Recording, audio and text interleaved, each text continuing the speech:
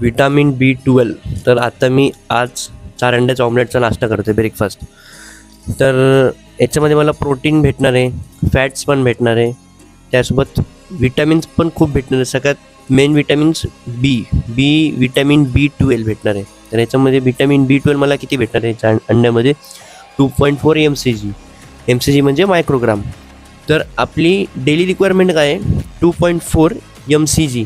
आणि तुम्हाला एका अंड्यामधून ते बॉईल करा किंवा फ्राय करा तर तुम्हाला किती भेटणार आहे? 0.6 mcg म्हणजे 0.6 mcg मल्टिप्लाय बाय 4 जे तुम्ही करा तर आन्सर येणार आहे 2.4. म्हणजे तुमच्या डेली रिक्वायरमेंट आहेत जी रिक्वायरमेंट तुमची नाश्त्यामध्येच पूर्ण होऊन जाणार आहे ब्रेकफास्टमध्ये जर का तुम्ही 4 अंडे खाल्ले तर.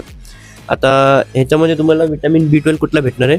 एडिनोसाईन, कोबाल्मिन, हायड्रोकोबाल्मिन आणि मिथाइल कोबाल्मिन. तर हे तिन्ही पण नॅचरल सोर्सेस विटॅमिन B12चे. ते तुम्ही बाहेरनं गोळ्या औषधं घेतात त्याच्यामध्ये पण हेच असतं, मिथाइल जास्त असतं, पण हे अंड्यामध्ये तुम्हाला तिन्ही फॉर्म भेटणार आहे, नॅचरल फॉर्म. तर हे सगळ्यात बेस्ट आहे.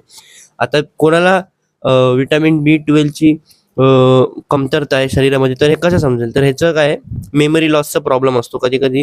काय म्हणजे आठवायला तुम्हाला प्रॉब्लेम होतो किंवा ब्रेन फॉग म्हणजे अचानक काय तुम्हाला असं काय करूशी वाटत नाही आणि अचानक झोप येते म्हणजे डोळ्यासमोर अंधार वगैरे येतो असा. ते परत तुमचं मूड चेंज वगैरे होतो आणि तुम्हाला चालायला वगैरे पण प्रॉब्लेम होत असेल तर तुम्ही B12ची म्हणजे तुमच्यामध्ये डिफिशियन्सी आणि डायरेक्ट गोळ्या औषध वगैरे खाऊ नका. पहिलं डॉक्टरशी कन्सल्ट करा आणि तुम्ही जर का 4 अंड्याचे ऑमलेट खाशाल तर तुमचं विटॅमिन B12 असंच पूर्ण कम्प्लीट होणार आहे.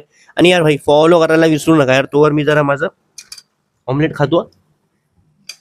भेटूया पुढच्या व्हिडिओमध्ये. तोपर्यंत काळजी घ्या. मजबूत विषय. Bye bye.